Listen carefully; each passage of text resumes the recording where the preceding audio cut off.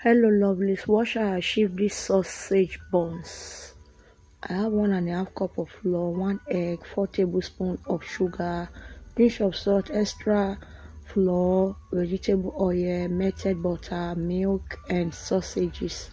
So I'll cut my sausages into these sizes that you are seeing, and after that I will poke them with my toothpick. So I'm just going to continue this recipe until I am done with all the sausages. For those of you always returning to watch me, like my videos, comment. I really appreciate your love and support. Thank you for being here. So now I'm done with the sausages. I will set aside. So I added my salt and my sugar to my flour. Make sure you sieve your flour. I sieved it and I will mix for 1 second. I added some milk. So I'll just stir and stir and stir. As you can see, this recipe I did not use baking powder. It came out crunchy on the outside, soft on the inside.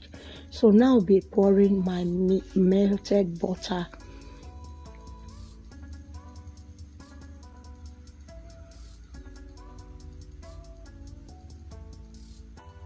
So now I'll be adding 1 egg.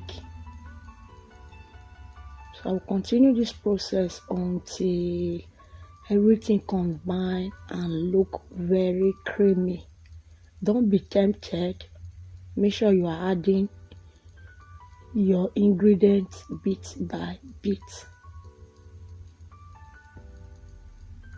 So I'll just continue and continue. Feel free to check my channel out for other videos that you might find helpful. I added some of the milk. If you are new to the channel, please subscribe. Turn on the post notification so that anytime we upload, you'll be notified for more amazing videos. So I'll just continue this process. Make sure it is without lump. As you can see, it's coming together and looking creamy. So this is it, the consistency that I want. I'm done. So this is what I do. I will put it inside the flour, and I'll put it inside the batter, and I'll put it inside my preheated oil.